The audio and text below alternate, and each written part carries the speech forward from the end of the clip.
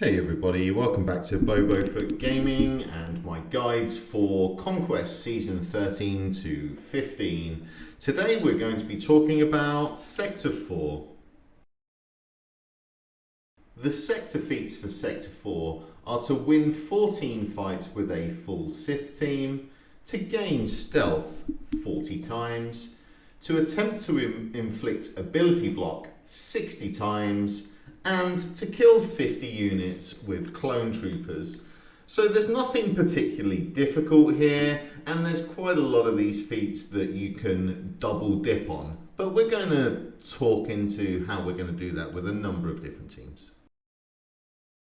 The mini-boss for this sector is an Old Ben lead team, but this is a star killer composition. We will need to win that fight with Clone Sergeant surviving and to kill 3 units on one turn. The boss will be Lord Vader, and we will need to inflict marked on at least 5 enemies and deal at least 200,000 points of damage in a single hit.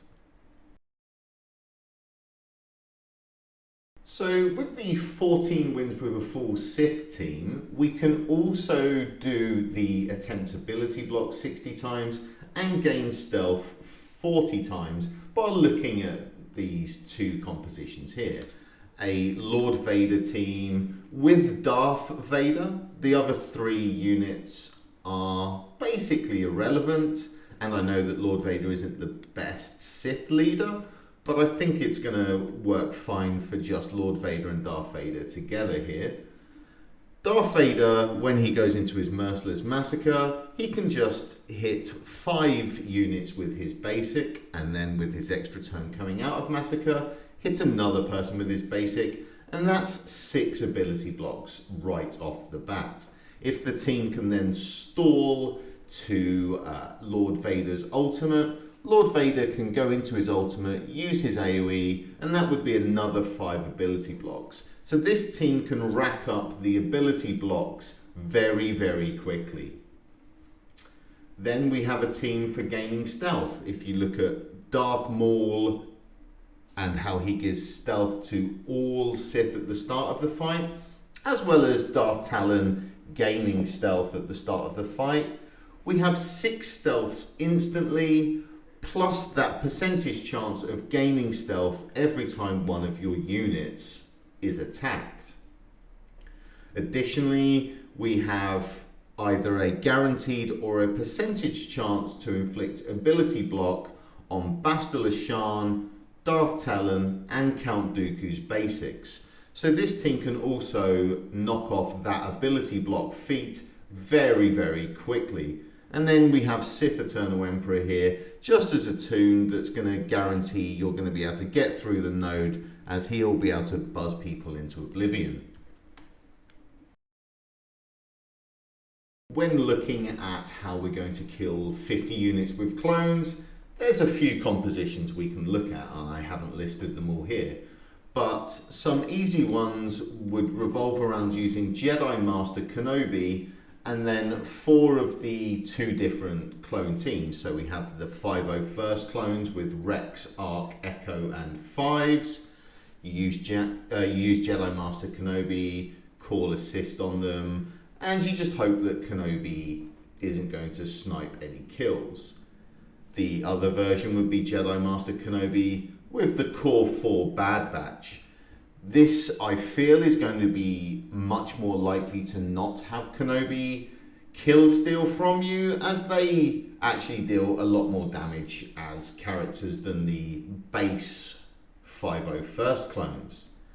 We could also look at a full Bad Batch team or a Core 4 Bad Batch team replacing Omega with Rex, or you could look at a Rex lead 501st team with maybe the Bad Batch Echo as your 5th unit. Any combination of this is likely to be able to get these kills quite easily, and it sort of depends how you want to manage the stamina on these units more than anything else. Now the mini boss is Old Ben lead with Darth Vader, Mara Jade, Visas Ma, and Starkiller. But he doesn't have a modifier as such, like not a special modifier, as he only gets the Overprepared 2.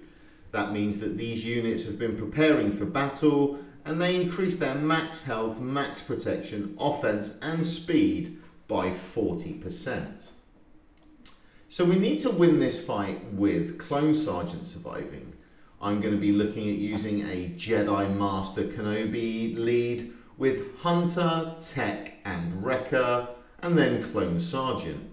And when looking at getting 3 kills on a single turn, I'll be looking at a Sith Eternal Emperor lead with Darth Talon and the Sith Triumvirate. I would hope that these two teams would be able to get through this fight comfortably.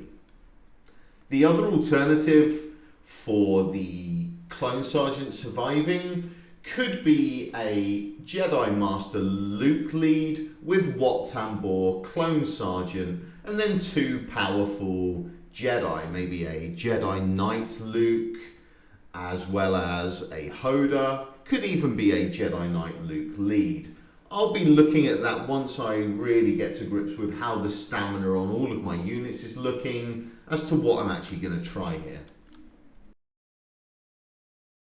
The boss for this sector is Lord Vader, and his team composition is going to be Royal Guard, Darth Vader, Admiral Piet, and Darth Maul.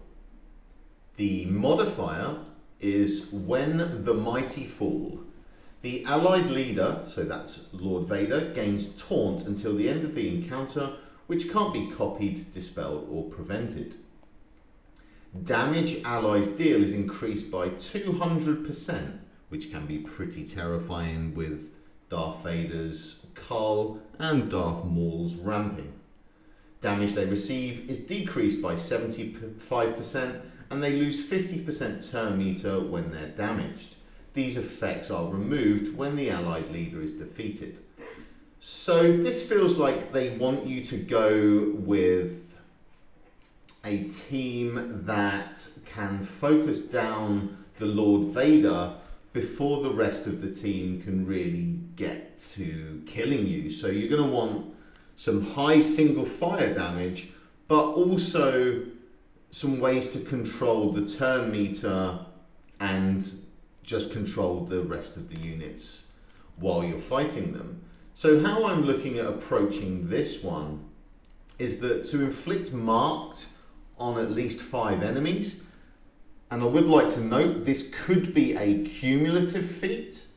So by that I mean that you may be able to do this by getting 2 marks in one attempt and then 3 in the next attempt, etc. And we also don't know if the Lord Vader leadership will count its own marks. So when Royal Guard loses his taunt, gains marked, will this count? But I suspect it won't, but it's worth bearing in mind. So I'm going to try a Jedi Master Luke lead with Jedi Knight Revan, Shak Ti Hermit Yoda, and Jedi Knight Luke. So we have a means of inflicting mark in Jedi Knight Revan. We have a means of dispelling if it becomes relevant. We have an AoE in Jedi Knight Revan to remove that turn meter from the enemy. We have control in Jedi Knight Luke because we have a stun. And we also have high single fire damage because of Jedi Knight Luke and also the call assists from Jedi Master Luke. Important to note that we also have Shak Ti here as a cleanse so we can gain turn meter because of the Lord Vader leadership and its synergy with the damage over time effects. When looking at dealing at least 200,000 damage in one hit, I've gone for Jedi Master Luke and the Bad Batch. This is mainly because in my predictions, I'm not sure I'm going to have completed the 50 kills with clone troopers at this point. And I can foresee Jedi Master Luke ramping enough by just targeting himself with his first special that he'll be able to break 200k damage. If I've completed the clone trooper kills by this point, I'm more likely to go to a traditional Jedi Master Kenobi team and look to hit that 200k damage hit with Commander Ahsoka Tano instead. The Sector 4 breakdown looks like this. It's going to take us 13 fights on the normal nodes to get the 14 wins with the Sith team, and we should naturally complete the stealth and ability blocks while using those Sith teams. We're looking at about 8 nodes for the 50 units with clones, so that's going to put us at about 21 nodes of the 20 we actually have that aren't mini or boss nodes. We'll need one more fight with the Sith on the mini boss to complete the mini boss and the Sith kills, one fight with Clone Sarge for the mini boss, and then 2 fights on the boss, and that should mean that we clear off Sector 4 in 25 battles, and that's not too bad. I think that's very reasonable. Thanks everybody for tuning in for my Sector 4 breakdown, and hopefully there's some teams in here that you're going to be able to use or give you some ideas of how you can break down your roster to progress through this sector. Tomorrow Conquest will be going live, and you can tune in for my Sector 5 guide then. As the week progresses, I'm going to be looking at how I'm going to efficiently progress, and I'm crunching some numbers, so there will be a video on how I'm going to efficiently progress through Conquest as quickly and as cheaply as possible, but it's looking like this should be completable for 800 crystals, so that's fantastic. Anyway, thank you very much and see you tomorrow.